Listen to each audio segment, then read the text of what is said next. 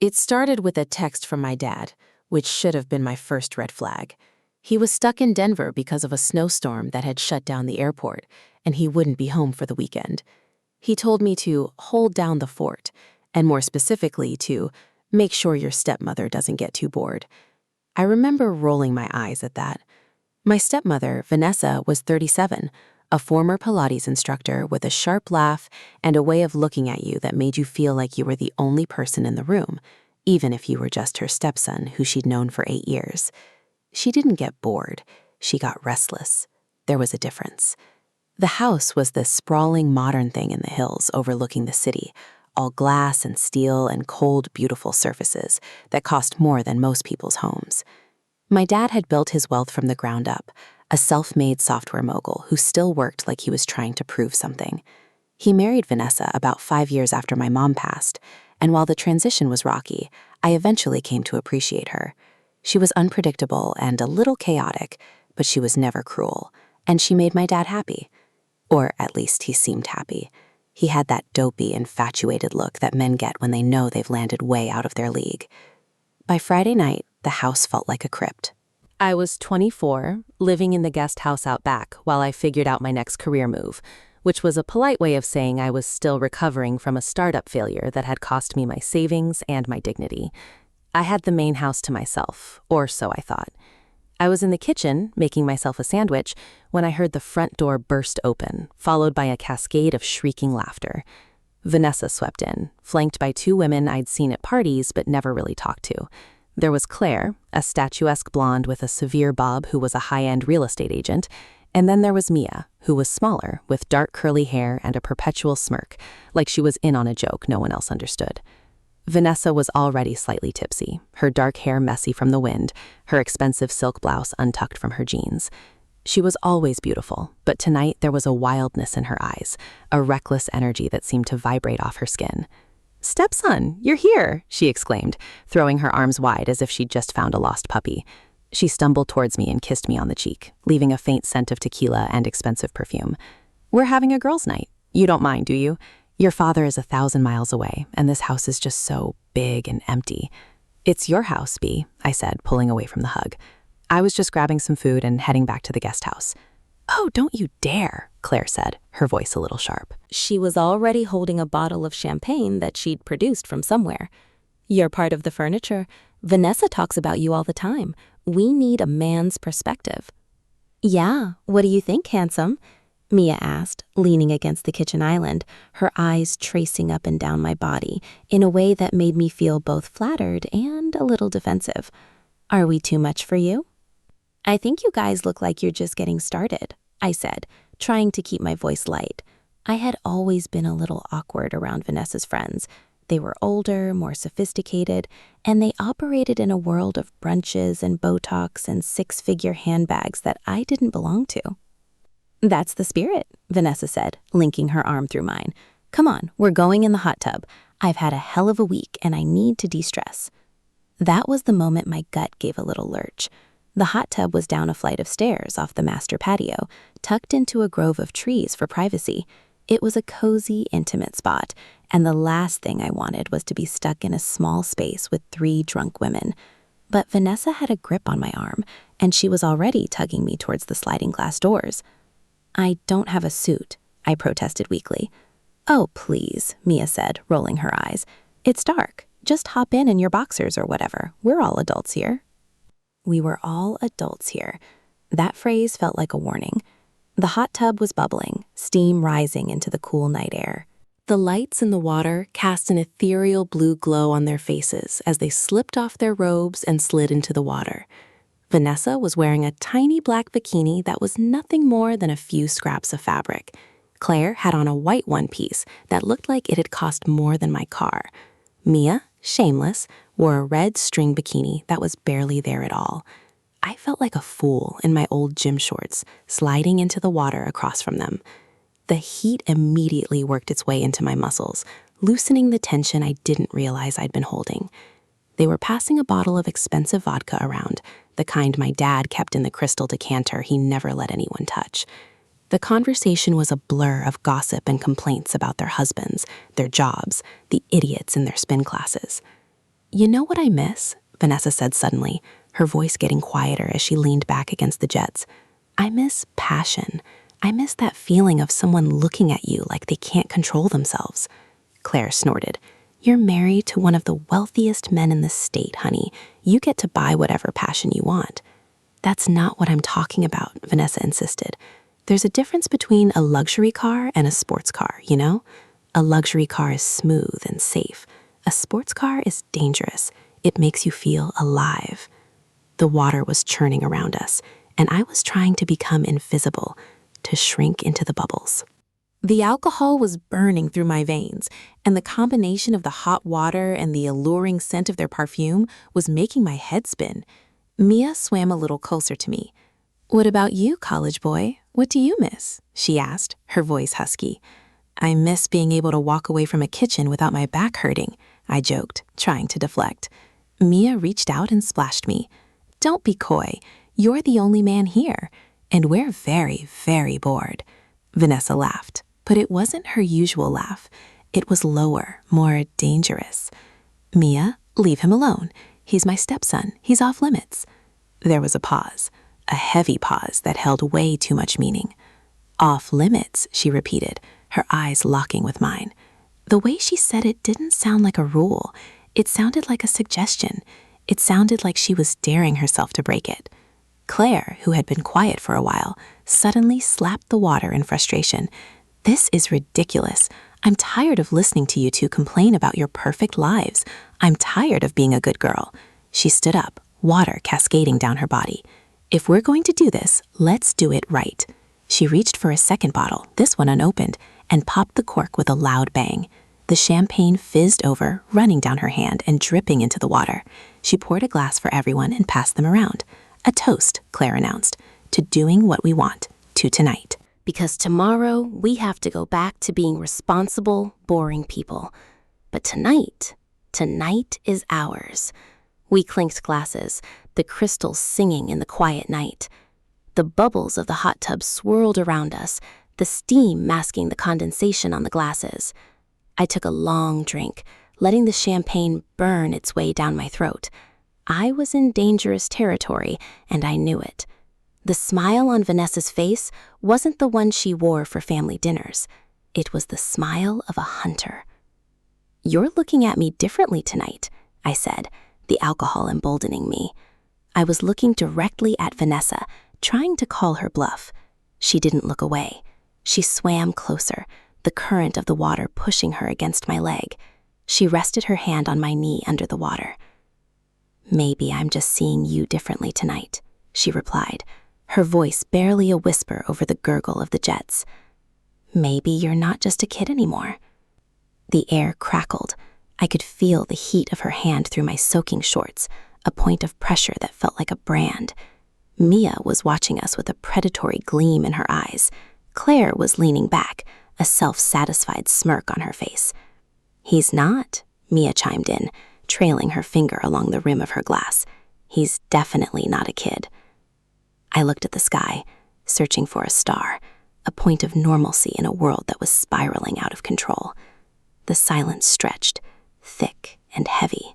The only sounds were the gentle lapping of the water against the fiberglass and the low hum of the filtration system. You know what? I said, my voice croaking slightly. I cleared my throat. I think I've had enough. As I started to get up, Vanessa's hand tightened on my knee, not to stop me, but to make a point. Stay, she ordered, a simple command. I settled back into the water, a prisoner to my own indecision. I saw her glance at Mia, a secret, silent communication passing between them. It was a look of consensus, of shared purpose. They had a plan, and I was the unwitting variable in their equation. Mia shifted, moving to sit beside me so that I was boxed in. The water swirled as she settled in, her shoulder brushing against mine. We're just having fun, she whispered in my ear. Why do you look so scared? I wasn't scared. I was terrified, because the truth was, I didn't want to leave. I was a red-blooded guy, isolated in a massive house with 3 gorgeous, uninhibited women who were telling me, with every word and gesture, exactly what they wanted. My conscience, the ghost of my father, was screaming at me, but the alcohol, The heat and the overwhelming pressure of their attention were making it very, very hard to hear him over the pounding of my own heart. I knew with a cold certainty that the line I was about to cross wasn't just a line for my stepmother, it was the line for me. And as Vanessa leaned in, her lips brushing against the shell of my ear, the line vanished completely. The moment her lips touched my ear, the world narrowed to a single point of sensation. The sound of the bubbles, the chirping of crickets from the hillside, the low murmur of the women's voices, it all faded into a dull, distant hum. All I could feel was the warmth of Vanessa's breath, the soft brush of her lips against my skin, and the electric current that shot down my spine. I froze, my muscles locking up as if I'd been hit with a stun gun. My brain was screaming at me to move, to pull away, to say something, anything that would defuse this bomb. But my body refused to listen. "What's wrong?" Vanessa whispered, her voice dripping with false innocence. "You look like you've seen a ghost." I could feel Mia's hand on my other shoulder now, her fingers tracing lazy circles on my skin. Claire was watching us with a lazy, amused expression, like she was observing a nature documentary. They were all waiting for my reaction, testing me, seeing how far they could push before I broke. I think this is a bad idea," I managed to say, my voice coming out rougher than I intended. "My dad isn't here," Vanessa finished for me, her tone sharpening just slightly. She pulled back to look at me, and in the blue glow of the hot tub lights, her eyes looked almost black. "Your dad is in Denver, stuck in a hotel room with a bunch of businessmen, probably passed out by now." He's not thinking about us. He's not thinking about this house or this hot tub or what we're doing right now. He's thinking about his quarterly reports and his stock options. She was right, and that made it worse. My dad had always been married to his work, even before my mom died.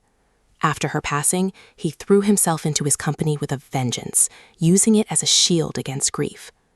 He'd been absent for so much of my life that I'd stopped resenting him for it. It was just who he was. But now, sitting in this hot tub with his wife, I felt a surge of betrayal so acute it made my stomach churn. "Vanessa, please," I said, my voice cracking. "You're my stepmother. You're married to my father. What are you even doing?" She laughed, but there was no humor in it. "What am I doing? I'm trying to have a good time. I'm trying to feel something other than the crushing boredom of being a trophy wife." She gestured around the patio, at the sprawling mansion behind us, at the city lights glittering below. "Look at this place. It's beautiful, isn't it? But it's a cage. Your father doesn't love me. He loves the idea of me.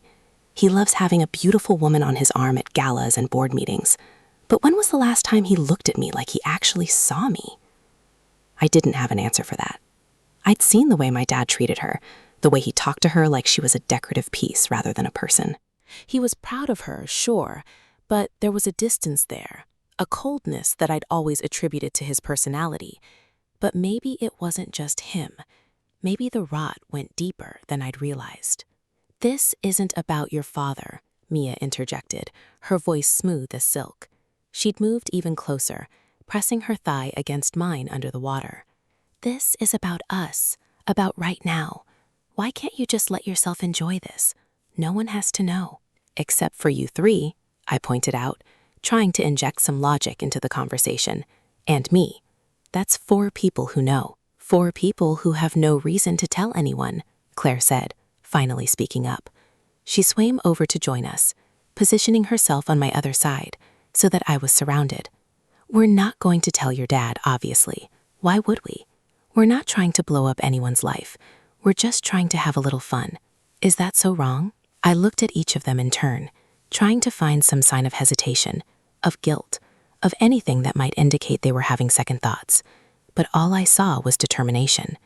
They had decided they wanted something, and nothing was going to stop them from getting it. "You're all insane," I said, but there was no heat in the words.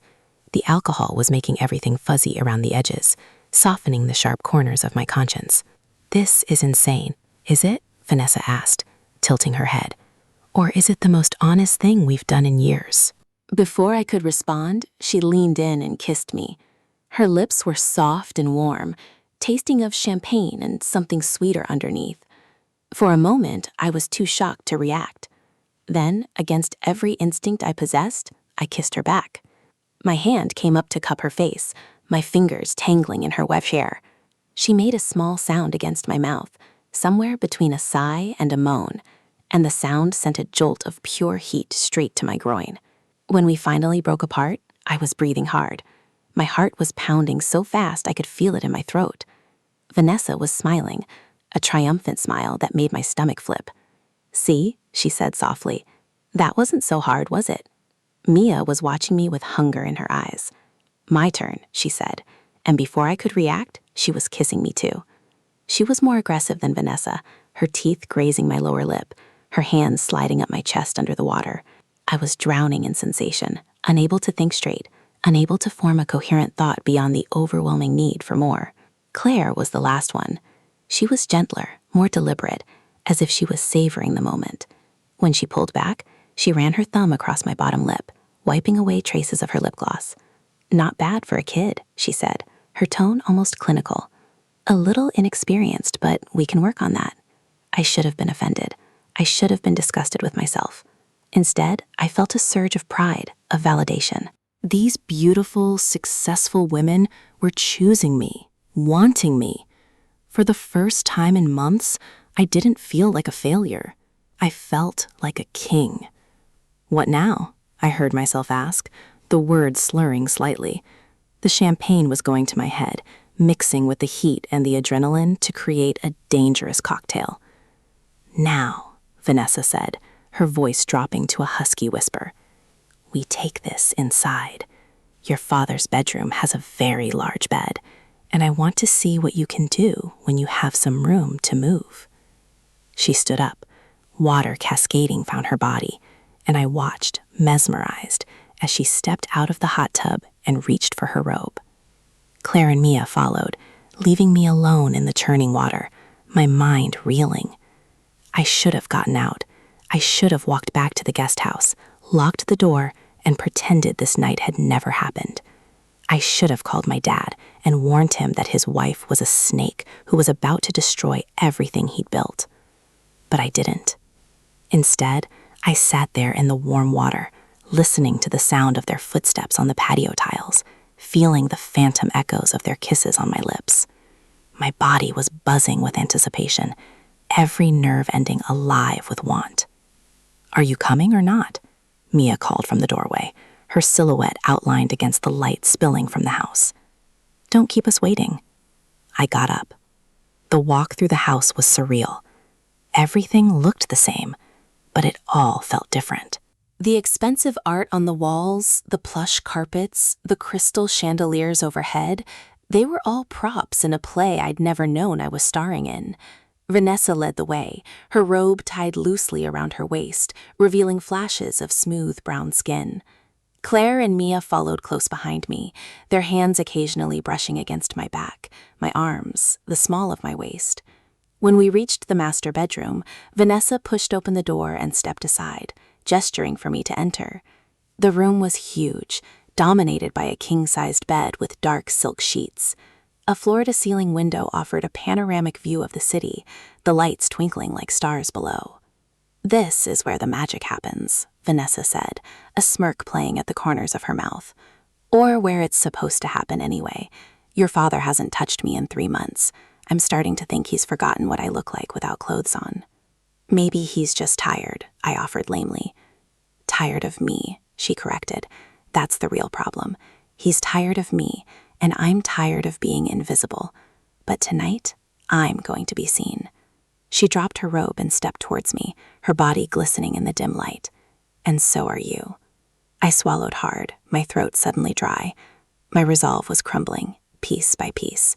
The rational part of my brain was still screaming at me to stop, to run, to salvage whatever shred of decency I had left. But the rest of me was drowning in desire, overwhelmed by the sheer intensity of the moment. "Tell me you want this," Vanessa said, stopping inches away from me. "Tell me you want me." I started, but the words died in my throat. I could feel Mia's hands on my shoulders, untying the drawstring of my shorts. Claire was behind me, her lips pressing against the back of my neck. "Don't think," Mia whispered. "Just feel." And I did. I felt everything. The silky smoothness of Vanessa's skin as I pulled her against me, the urgent press of Mia's mouth on my shoulder, the soft weight of Claire's hands on my hips. I felt the whole world narrow to a single point of unbearable intensity, a knot of tension coiling in my gut. But even as I surrendered to the moment, a tiny voice in the back of my mind refused to be silenced. It whispered my dad's name, over and over, like a broken record. It showed me flashes of the life we'd built together, the dinners, the holidays, the quiet moments of understanding that had slowly repaired the rift between us. And then it showed me what he would see if he ever found out. The betrayal on his face, the shattered trust, the knowledge that the two people he trusted most in the world had conspired to destroy everything he loved. The thought was like a bucket of ice water dumped over my head.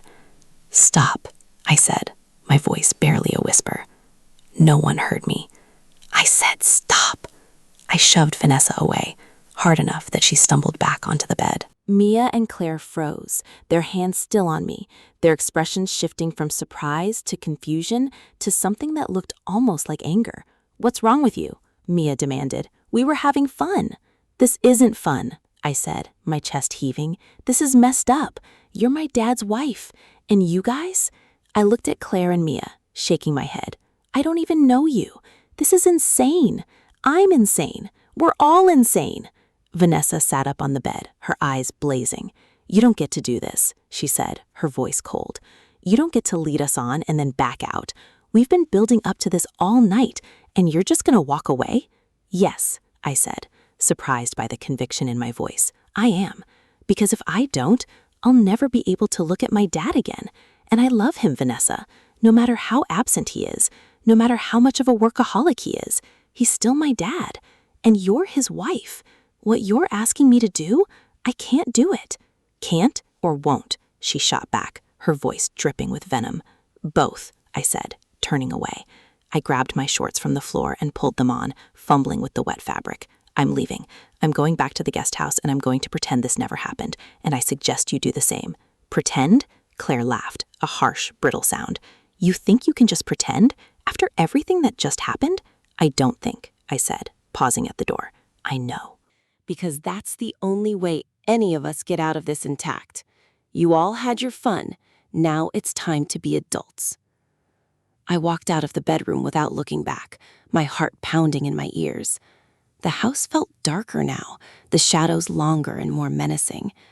I made my way through the hallways and down the stairs, my wet feet leaving a trail on the expensive hardwood floors. When I finally reached the door to the guest house, I fumbled for my keys, my hands shaking so badly I could barely grip them. I got inside, slammed the door shut, and leaned against it, my breath coming in ragged gasps. What the hell just happened? I stumbled to the bathroom and looked at myself in the mirror. My hair was a mess, my eyes were wild, and there was a faint smudge of lipstick on my neck. I scrubbed at it with a towel, trying to erase the evidence of my betrayal. But the guilt wouldn't wash away. I collapsed onto my bed, staring up at the ceiling. The events of the night replayed in my mind like a horror movie, each frame more twisted than the last. The kisses, the touches, the words. Vanessa's parting shot echoed in my head. "You don't get to do this." But I had done it. I had walked away. And now I had to live with the consequences. I didn't sleep that night. I lay awake, staring at the ceiling, waiting for the sun to rise. When it finally did, painting the sky in shades of orange and pink, I felt a small sliver of relief. Maybe, just maybe, I could salvage something from the wreckage. But then my phone buzzed on the nightstand, a text from Vanessa. "We're not done." My blood turned to ice. I stared at the words, my mind racing. What did she mean? What was she planning? And how far was she willing to go to get what she wanted?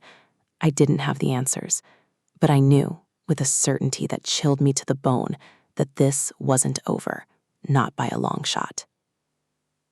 The days that followed were a masterclass in psychological warfare. I barely left the guest house, subsisting on stale cereal and bottled water, jumping at every sound like a soldier in a war zone. Vanessa didn't text me again, which somehow made it worse. The silence was a weapon, a loaded gun pointed at my head, and I had no idea when she was planning to pull the trigger. My dad came home on Sunday evening, his flight finally cleared to land. I heard his car pull into the driveway, heard the front door open and close, heard the muffled sounds of him and Vanessa greeting each other. From my window, I watched them through the kitchen glass. He looked tired, his shoulders slumped from travel and work. She looked radiant, her smile bright and unburdened, kissing him like nothing had happened, like she hadn't spent the weekend trying to seduce her stepson. The hypocrisy made me sick. I waited until I was sure they'd settled in before venturing to the main house. My dad was in his study, scrolling through emails on his phone when I knocked on the open door. He looked up and grinned, that familiar, easy smile that had always made me feel safe. "Hey, kid," he said, setting his phone aside. "Miss me?" "Always," I said, forcing a smile. My voice came out steadier than I expected. "How is Denver?" "Cold, boring, full of guys who think they're geniuses because they can copy-paste a business model." He rubbed his eyes. "I'm getting too old for this. Another few years and I'm handing the reins to someone else. Maybe I'll finally take your mother." He caught himself, his face flickering with pain that he quickly suppressed. "Maybe I'll finally take Vanessa on that trip to Tuscany we've been talking about." My stomach churned. The casual way he said her name, the easy affection in his voice, it was like a knife twisting in my gut. He deserved better. He deserved to know the truth. But I couldn't bring myself to tell him. Not now. Not like this. "Sounds nice," I managed. "You should do it. You work too hard." He laughed, a warm sound that made me feel even guiltier. "Pot calling the kettle black, my friend. You haven't exactly been pounding the pavement since that startup went under." "I'm taking some time to figure things out," I said, the familiar excuse tasting like ash in my mouth. "I'll find something soon." He nodded, not pushing. He was never one to push, and that was part of the problem. He gave people space, trusted them to make their own decisions, and never questioned when they made bad ones. It was a blind spot that had served him well in business, but left him vulnerable to people like Vanessa, like me. Over the next few days, I tried to avoid Vanessa. I timed my trips to the main house for when she was out, at the gym, at lunch with her friends, at whatever appointment she had that filled her days. It was easy enough. She lived a life of organized chaos, always in motion, never still. But occasionally, I'd catch a glimpse of her through a window or across a room, and she'd look at me with those dark, knowing eyes that said everything words couldn't. She wasn't angry. That was the terrifying part. She was patient. She was waiting. On Wednesday night, my dad had a late meeting.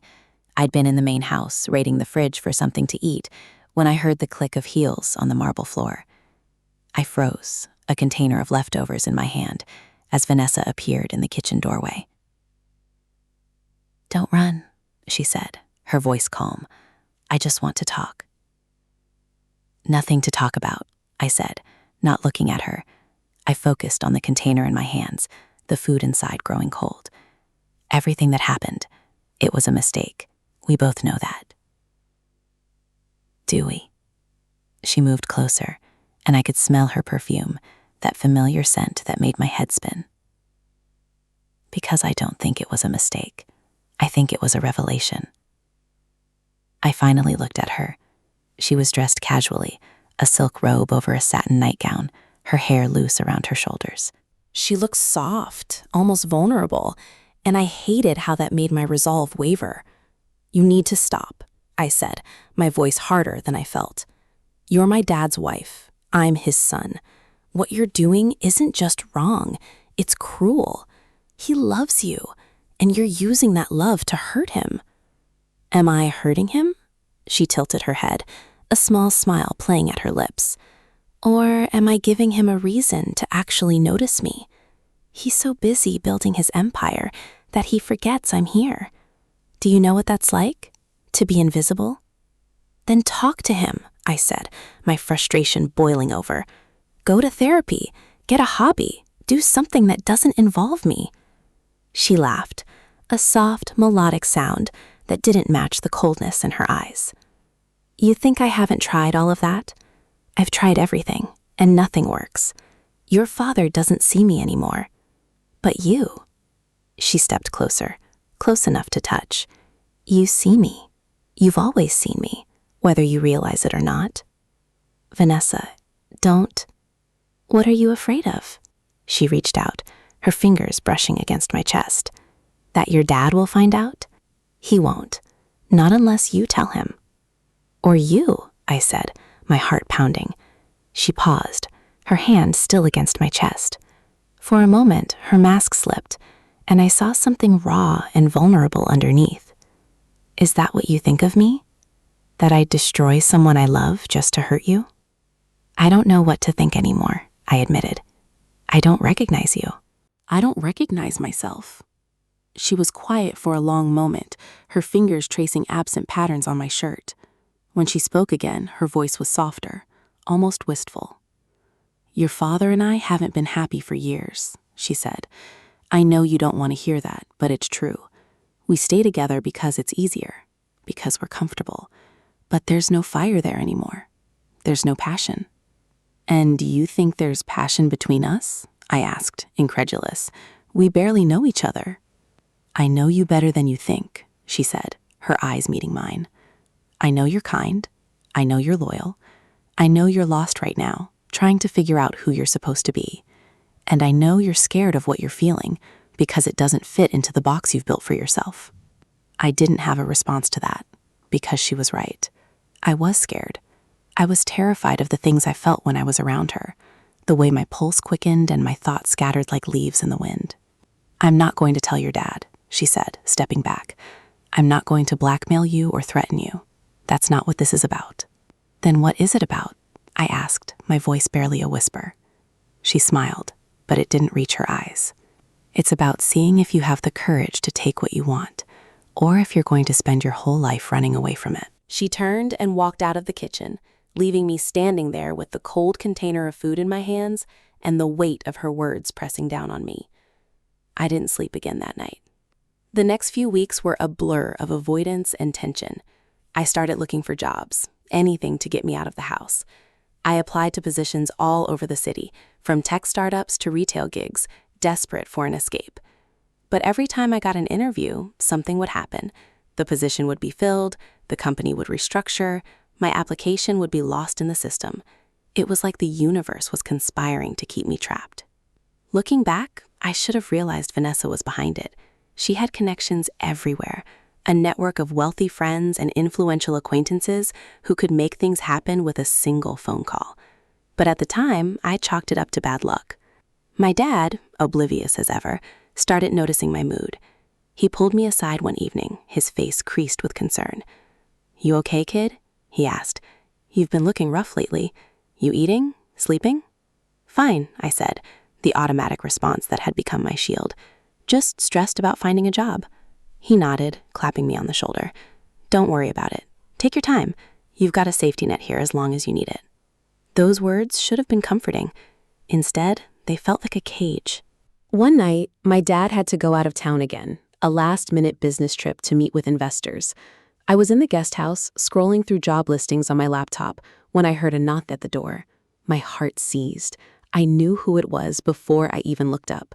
Vanessa stood outside, dressed in a simple sundress, her hair loose and wind-tousled. She looked almost innocent, like a girl on a first date. Can I come in? She asked. I should have said no. I should have slammed the door and locked it and pretended she didn't exist. But instead, I stepped aside and let her in. She looked around the guest house, her eyes taking in the minimal furnishings, the stack of books on my coffee table, the mess of papers on my desk. Cozy, she said, but there was no mockery in her voice. If anything, she sounded envious. Vanessa, what are you doing here? I asked, my voice tired. I thought we were done with this. We're done when I say we're done, she said, turning to face me. And I'm not done. Then what do you want from me? I asked, frustration bleeding into my voice. What do you want? Because I can't keep doing this. I can't keep pretending like everything's fine while you play these games with my head. She stepped closer, and this time I didn't pull away. I want you to stop fighting it, she said, her voice low and intense. I want you to admit that you feel it too, that when you look at me, you don't just see your stepmother. You see a woman who wants you." "That's not—" "Don't lie to me," she interrupted, her hand coming up to touch my face. "I can see it in your eyes. I can feel it in the way you tense up when I'm close. You want me. You just don't want to admit it because you're afraid of what it means." She was right. God help me, she was right. Every rational thought I had was screaming at me to push her away, to end this madness once and for all. But the part of me that was tired of being alone, tired of feeling like a failure, tired of being invisible, that part wanted to hold on. "I can't," I said, my voice cracking. "I can't do this to him. He's my dad." "He doesn't have to know," she said, her fingers tracing my jaw. "No one has to know. It can be our secret." I closed my eyes, trying to summon the strength to resist, but all I could see was her face. All I could feel was the warmth of her skin against mine. "Just one night," she whispered. "Give me one night, and if you still want to walk away after that, I'll let you go. I promise." She was lying. I knew she was lying, but in that moment, I didn't care. I was tired of fighting, tired of being the responsible one, tired of living in constant fear of what might happen if I let myself feel. So I gave in. I kissed her, and the world exploded into color. All the guilt, all the fear, all the hesitation, it melted away, replaced by a hunger that had been building for weeks. She matched my intensity, her hands tangled in her hair, her body pressed against mine. We moved to the bedroom, shedding clothes and inhibitions. The night was a blur of sensation and emotion, a tempest that swept us both away. For a few hours, I forgot about my dad, forgot about the consequences, forgot about everything except the woman in my arms. But in the morning, when the light filtered through the curtains and I saw her sleeping beside me, the guilt came crashing back. I laid there, staring at the ceiling, wondering how I'd managed to destroy my own life so completely. When she woke up, she smiled at me, a soft, intimate smile that made my heart ache. "See," she said, "that wasn't so hard." "I have to tell him," I said, my voice hollow. "I can't keep this from him anymore." Her smile faded. "You can't tell him. You'll destroy everything." "Maybe it needs to be destroyed," I said, sitting up. "Maybe this whole thing, the house, the money, the perfect life, maybe it's all a lie. Maybe the truth is what we need." She sat up too, her expression hardening. "If you tell him, you'll lose him. You'll lose everything. Is that what you want?" "No," I admitted, "but I can't keep living like this, and neither can you." She reached out, her hand on my arm. "Give me time," she said. "I'll figure out a way to end things with your father, but we have to be smart about it. We have to be careful." I wanted to believe her. I wanted to believe that there was a way out of this mess that wouldn't destroy everyone involved. But deep down, I knew the truth. We were trapped, both of us, in a web of our own making, and the only way out was through the fire. "I'll wait," I said, knowing I was making a mistake, but not forever. She kissed me again, and I let myself believe that everything would be okay, that we'd find a way to make this work, that love could conquer all. I was young and stupid and hopelessly naive, and I had no idea that the worst was yet to come. The weeks that followed were a strange, suspended purgatory. I existed in a state of heightened awareness.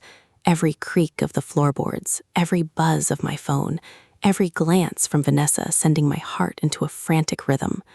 We were careful, meticulous in our deception. We communicated through coded texts and brief stolen moments when my dad was at work or out of town. It was intoxicating and exhausting, a secret life that felt both thrilling and suffocating. Vanessa kept her promise to keep things quiet, but she also kept pushing. She wanted more than just stolen nights in the guest house. She wanted a future, a plan, a way out of her marriage that wouldn't leave her destitute or socially ruined. She talked about my dad's assets, his investments, the offshore accounts she discovered through careful snooping. She painted a picture of a life we could build together, funded by the empire my father had spent decades constructing. I listened, nodded, and told myself I was just humoring her, but the truth was I was starting to believe it. The money was intoxicating. The idea of starting over, of being with someone who actually saw me, who wanted me. It was a powerful drug, and Vanessa was a master dealer. Then came the text that changed everything. It was a Tuesday afternoon, and I was in my guest house, half-heartedly working on a freelance coding project that paid peanuts. My phone buzzed, and I looked down, expecting another flirtatious message from Vanessa. Instead, I saw Claire's name. Claire, we need to talk. Tonight, 8 p.m., the usual place. The usual place was a bar downtown, a dark, anonymous dive that catered to people who didn't want to be seen. Claire had suggested it weeks ago as a neutral ground for our small, twisted group to meet. I'd only been there once, and the memory of that night, the planning, the scheming, the casual way they'd discussed ruining my father, still made my skin crawl.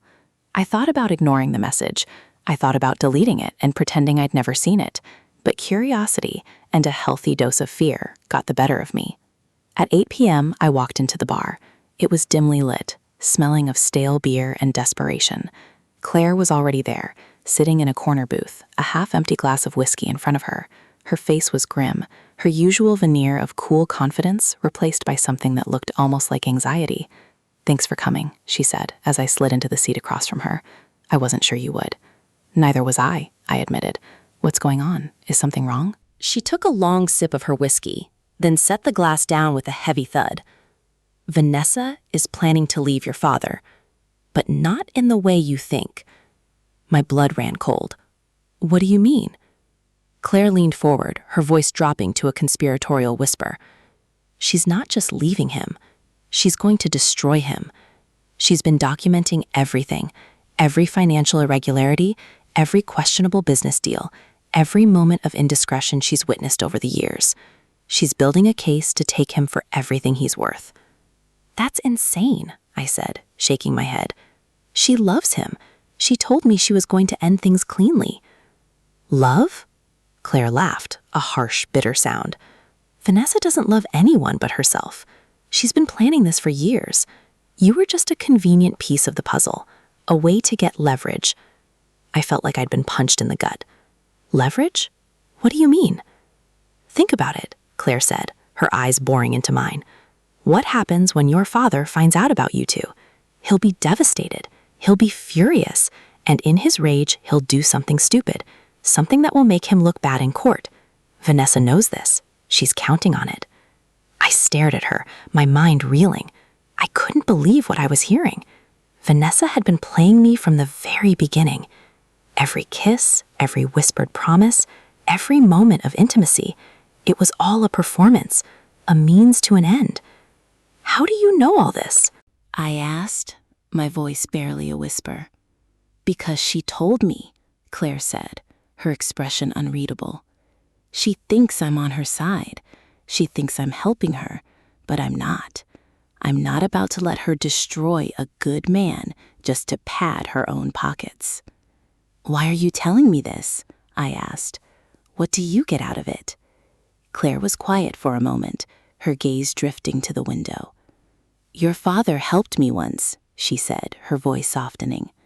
"A few years ago, when my marriage was falling apart and I was drowning in debt. He gave me a loan, no questions asked, no interest. He saved my life, and he never asked for anything in return." I was stunned. I'd had no idea. "So I'm paying him back," Claire continued, her eyes meeting mine again. "I'm giving you a chance to stop this before it goes too far. You need to talk to him. You need to tell him the truth about Vanessa, about everything." I shook my head, a wave of panic washing over me. "I can't. If I tell him about us, he'll never forgive me. He'll hate me." "He might," Claire admitted, "but at least he'll know the truth, and he'll have a chance to protect himself before Vanessa takes everything. If you don't tell him, you're complicit. You're just as guilty as she is." The words hit me like a freight train. She was right. I'd been so consumed by my own guilt and fear that I'd failed to see the bigger picture. Vanessa wasn't just a bored wife looking for excitement. She was a predator, and I was her unwitting accomplice. "I need to think," I said, pushing back from the table. I need to figure out what to do. Don't take too long, Claire warned. Vanessa moves fast when she's on a mission. If you wait too long, it might be too late. I left the bar in a daze, my mind churning with fear and anger and a paralyzing sense of betrayal. Vanessa had manipulated me, used me, turned me against the one person who had always been there for me. And I'd let her do it because I was weak, because I was lonely, because I'd let my desires override my common sense. But I wasn't going to let her win, not anymore. I drove back to the house, my hands shaking on the steering wheel. The mansion loomed in the darkness, its windows blazing with light. Vanessa's car was in the driveway. My dad's was too. He was home. I sat in the guest house for hours, staring at the walls, trying to work up the courage to do what needed to be done. Every time I reached for my phone, every time I took a step towards the main house, my courage faltered. The fear of losing my dad was overwhelming, a weight that pressed down on my chest and made it hard to breathe.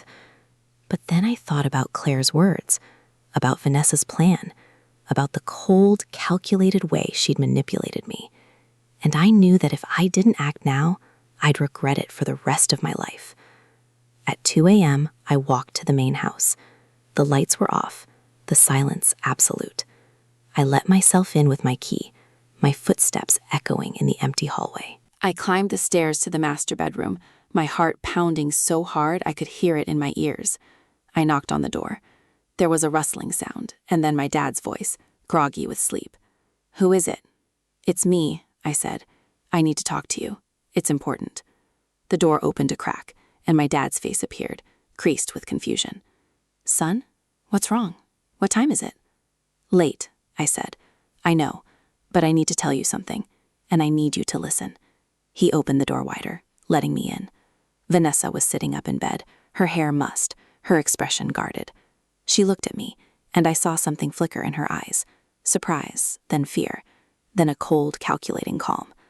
"Whatever you have to say, it can wait until morning," she said, her voice smooth as silk. "No," I said, not taking my eyes off my dad. "It can't, because if I wait, I might lose the nerve." My dad looked between us, his brow furrowed. "What's going on? What are you talking about?" I took a deep breath, the words catching in my throat. "I'm talking about her," I said, pointing at Vanessa. "I'm talking about everything she's done. I'm talking about how she's been manipulating us both." Vanessa's face went pale. "Don't listen to him," she said, her voice sharp. "He's been drinking. He doesn't know what he's saying." "I haven't been drinking," I said, my voice steady. "I know exactly what I'm saying, and I'm saying that your wife has been cheating on you. With me." The silence that followed was deafening. My dad stared at me, his face a mask of disbelief. For a moment, I thought he might laugh, might dismiss it as a bad joke. But then his eyes shifted to Vanessa, and I saw the dawning horror in them. "Is this true?" he asked, his voice barely a whisper. "Of course not," Vanessa said, her voice trembling. "He's lying. He's trying to destroy us." "I have proof," I said, pulling out my phone. "Texts, photos, all of it." I unlocked my phone and handed it to my dad. He scrolled through the messages, his face growing darker with each passing moment. When he finally looked up, his eyes were blazing with fury. "How long?" he asked, his voice dangerously low. "A few weeks," I admitted. "Maybe longer. I'm not sure." "A few weeks?" He laughed, a hollow, broken sound. "You've been sleeping with my wife for weeks, and you didn't think to tell me?" "I didn't know how," I said, my voice cracking. "I was scared. She told me she was going to leave you. She told me she loved me. But it was all a lie. She's been using me. She's been planning to take everything you've built and leave you with nothing." My dad turned to Vanessa, his face a mask of cold fury. "Is that true? Were you planning to destroy me?" Vanessa's mask crumbled, her composure shattered, replaced by raw, unfiltered rage. "You don't deserve anything you have," she spat. "You ignored me for years. You treated me like a piece of furniture." "You think you can just buy my love and expect me to be grateful? I was going to take everything from you. Everything. My dad recoiled like he'd been slapped. For a long moment, he just stared at her, his expression unreadable.